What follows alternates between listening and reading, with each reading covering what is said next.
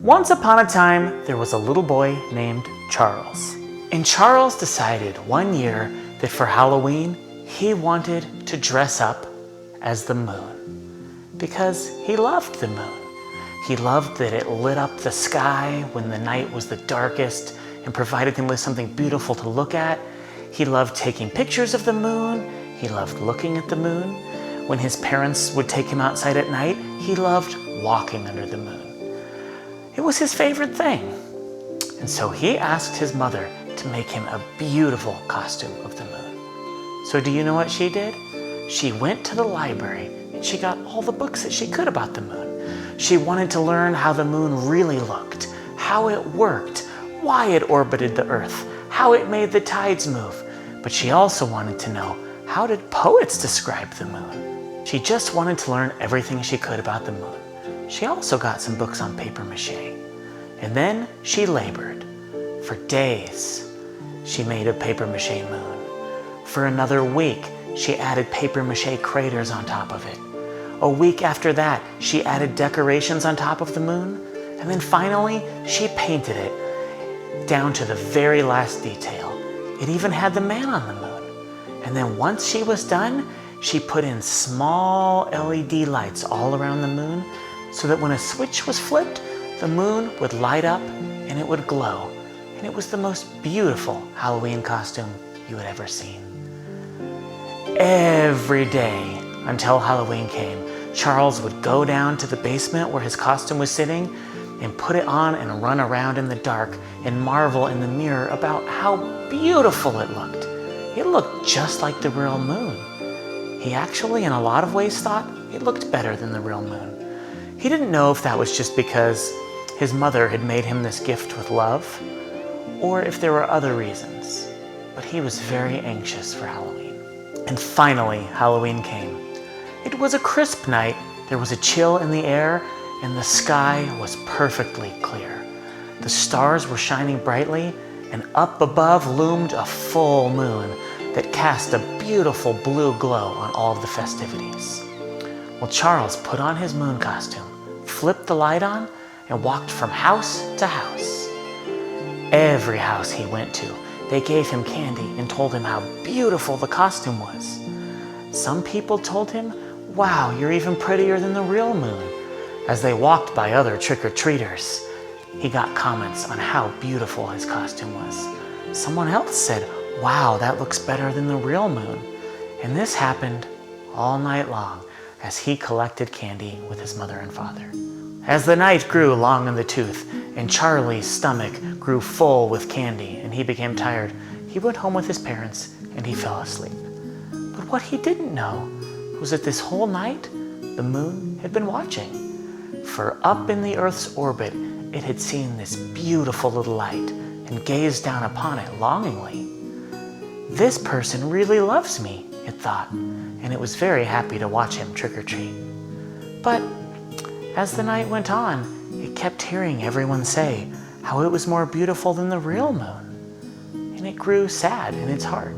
It kept hearing this again and again and again, and not once, that entire night, did it hear anyone around Charles say thank you to the real moon, or talk about how beautiful it was, or even comment on the lovely soft light it was bathing the whole city in. And the moon grew sad. And the moon went away and hid, for it was hurt. The next morning when Charles woke up, his parents were sitting at the table looking very concerned. His mom was reading the newspaper and his dad was looking at his phone. Charles, sensing something was wrong, asked them what the problem was, and they told him that the moon had disappeared. The scientists couldn't explain it, and they were afraid that if the moon didn't come back, the tides of the Earth would stop functioning properly, and there would be grave environmental catastrophe. Charles went up to his room, turned his TV on, and watched the news reports.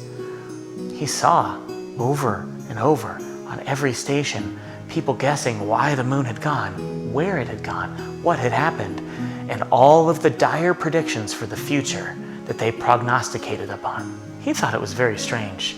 He went downstairs and looked at his moon costume and was very happy he had it, but he couldn't help but feel somehow there was a connection. Well, He went to school, had a regular day, played at the park with his friends, came home, had dinner, and went to bed. He had 3 more regular days like this, and each day, the predictions on the news grew worse and worse. They were afraid the oceans themselves would die off and most of the life in them.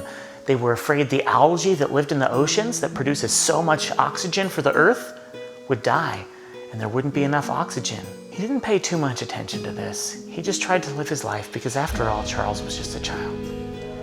But on the 3rd night, when he went to bed and he was just about asleep, he heard a knock on his window.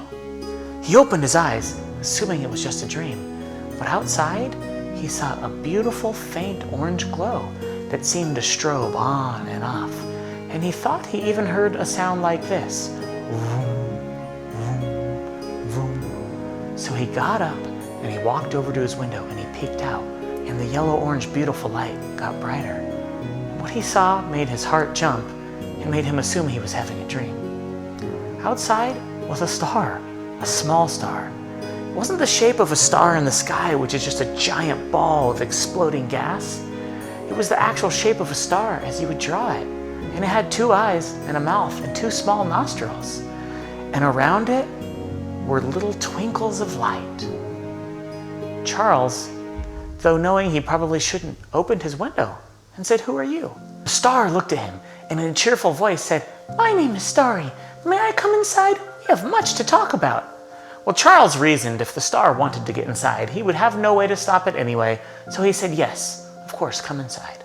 Charles sat on his bed and leaned up against the wall while the star hovered about the room. "Where's the moon costume?" it said. "I've heard so much about it, I need to see it." Charles thought this was quite bizarre. However, he didn't want to disappoint the star, so he went downstairs, brought the costume upstairs, and showed it to his new friend, Starry. "Ooh, this is the most beautiful costume. I can see why her feelings are so hurt." Charles pondered for a moment and then asked, "Her? What do you mean?" And Starry said, "Oh, well, the moon, of course. Didn't you know that she's disappeared? She's quite hurt, she's gone away, and she will never come back unless we do something about it." Charles looked at the star and asked, "We? What possibly can I do to bring the moon back? What control does a child have over this?" And Starry said, "Well, your costume hurt her feelings, so it only stands to reason that you can help bring her back. Come with me." And Charles said, "What do you mean?" Starry said, "Hop on top of me and hold on." Against his better judgment, once more, Charles grabbed onto the star, held on to the top point, wrapped his legs around the 2 points he was sitting on, and said, "Okay, I'm ready." And just like that, Starry flew out the window and started rushing up into the night sky. As Starry flew up high, though his stomach was churning and he was quite scared, he couldn't help but looking at the beautiful landscape of his small town below him. He could see houses with gentle lights on, smoke and steam coming from chimneys. In the distance, he could see a train puffing along and hear its horn. Up and up they went, through the clouds, until finally Charles had the sense to ask, "What about me? I'm not going to be able to breathe. What are we going to do?" And Starry said, "Don't you worry about that. In case you couldn't tell, I have magic." Charles did his best not to panic as they peeked out of the atmosphere and went into space. He looked back down on the earth in majesty. It was beautiful, so small and so large at the same time, teeming and covered in life. He could see the lights of the biggest cities and they looked so small. It was beautiful and gave him a fresh perspective on life. But he didn't have much time to look at it, for Starry was zooming off as fast as he could. They passed Mars until they came close to Jupiter. And there, hiding behind one of Jupiter's moons, was our moon, the moon that we simply know as the moon. Starry took Charles right over to the moon. The moon, if you believe it, was tilting downwards, crying through 2 large eyes that were shaped like craters, and there were tears coming down it. "Moon," Starry said, "Moon, can you hear me?" And the moon looked up and said, "What is it, Starry? I'm not going back. I've already told you." And Starry said, "But look who I've brought with me." And he introduced Charles. And the moon said, "Humph, so you're the boy with the costume. Why would I want to talk to you? And Charles, mustering all the courage he could, said, Because I love you, Moon. I've been watching you ever since I was a child. I've played under your light. I've looked at you when I was sad. You've shined in on my bedroom and lit up my room when I was quite scared. That's the reason I wanted you to be my costume, because you inspire me. And the moon looked at Charlie and said, Well, even if you love me, no one else does. I listened the whole night, and the only compliments anyone got was you in your moon costume.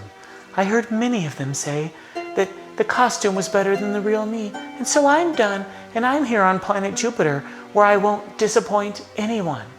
Starry and Charles both tried in vain to get the moon to come back, but no matter what they did, it wouldn't listen. And after a time, Starry said, Well, you need to get some sleep. It's going to be daylight soon. Let's go. And then some strange lights twinkled out from Starry, and Charles immediately fell asleep. The next morning, he woke up in his bed, not quite sure if what had happened was a dream. So he went about his day, excited that it was real, but at the same time hoping it wasn't. That night, as he lay in bed, once more, Starry came and took him back into space. And once more, they tried to give the moon company and companionship and to talk it into coming back home. But it wouldn't. It just wept and moped quietly, even moving around Jupiter from moon to moon to try to avoid them. For several nights they did this. Though Charles got no sleep, somehow the magic of the star made him feel refreshed every morning. So refreshed that he woke up with a brilliant idea on the 5th day. It was Saturday, and he had no school, so he asked his mother if he could go to the library. She, of course, said yes, because she always encouraged reading and learning. So he went, and he found every book he could about the moon, every poem, every children's story, every novel. He found every movie that he could that had part of it in the moon, and he went home. And what he did took the next month. Now, while he was working, everyone was panicking. The tides had started to change. Fish had started to die. The weather had started to change. Things weren't looking wonderful, but people are filled with ingenuity, and they were already searching for solutions. But that was not what Charles wanted. Charles wanted the moon back, because somehow, even if disaster could be averted, life without the moon felt empty and cold. What you might not know about Charles is he was very good with a video camera. He was very good with video editing. He could make beautiful videos and add background music and text and stories. And they were great. His family loved them, his school loved them. Even though he was young, he had even had a couple of small jobs. And so he worked. He went through every movie he could and found all the beautiful scenes that took place under the moonlight. People falling in love and having their first kiss under the moon. Someone crying under the moon when a family member had died, only to be soothed by its beautiful presence. He found poems of someone describing the moon and how it had lifted their heart up. And on he went like this, for days, weeks, over a month, until he had a beautiful movie that was 1 hour long. It was filled with wonderful music, beautiful quotes. He did some narration, and it was filled with love. He showed it to his mom and dad, and they thought it was beautiful. They thought he merely missed the moon. He decided to put it on YouTube, and people loved it. It got lots of views. Everyone was scared that the moon was gone. And so, at first, 100 people watched it. But they must have shared it with many of their friends, because the next day, 1,000 people had watched it. And they were leaving comments about how much they missed the moon, how much they loved the moon, how they wished the moon would come back. The next day, 100,000 people had viewed it, and more positive comments kept rolling on in. The next day, 10 million people had viewed it. And before it had been online for 2 weeks, that video had 200 million views and hundreds of thousands of comments about how they wished the moon would come back. And that night, when Starry came back, Charles was ready. He had his laptop computer in his backpack. And before Starry could say a word, Charles said, "Take me to the moon." And Starry said, "Rightio then." And they zipped back to Jupiter to find the moon, who was still crying. "Moon," Charles said, "what is it?" "I've got something to show you." And the moon said, I don't want to hear any more of your poems or stories. I know I'm not loved. Leave me alone. Charles was not inclined to give up so easily, so he took his laptop out and he started playing the video. At first, he could tell the moon was merely listening, for it tilted its crater-shaped ear slightly to the side. After a few minutes, it turned and focused intently on his laptop. It watched the beautiful poetry, movies, stories, testimonies all about the moon. It listened to the beautiful music that Charles had put over it and the narration it had done. And he could see a few more tears falling from its eyes. The moon said, "Charlie, it's beautiful. I know some people love me, but not many, not enough to come back, but thank you for trying." And Charlie said, "Well, read these." And he started scrolling through the comments, and the moon started reading them, one after another, about how beautiful the moon was, how much they missed the moon, how they loved the moon, how they had gotten married under the moon, how they had their honeymoon under the moon, how they had had their first kiss under the moon, how they had slept under the moon when they were children. Literally millions of stories, so many stories. And by the end, the moon was smiling, and it had tears in its crater-shaped eyes, but they were tears of happiness. "Okay, I'll come back with you," the moon said. "Do you want to ride on me?" And Charlie said, "Of course." So Starry zipped over to the moon, and they both sat on the tallest peak of a hill on the moon as the moon ponderously meandered back to the earth and settled into its orbit. "Thank you, Charles. I'll never forget this," the moon said. "If ever you need help, or if ever you're alone, just call. I'll always be here." And then Starry cast his strange glittery spell, and before he knew it, Charlie was asleep and back in his bed. The next day, the world was ecstatic. The moon was back. The world was saved. Everything was a little more magic and a little more lively.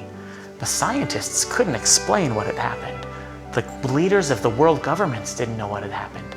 The people on the news stations didn't know what had happened. Charlie did, but he never tried to tell anyone because they would have never in a million years believed him. But from that day on, that video on the moon just got view after view after view until it became the most popular video on YouTube. And this eventually led Charlie, to have a beautiful career making movies. And that is the story of Charlie and the moon who disappeared. I wanted to tell a peaceful, happy story tonight, Alden, so that you are more easily able to fall asleep. I love you very much. Have a wonderful night, and know my heart is always, always with you.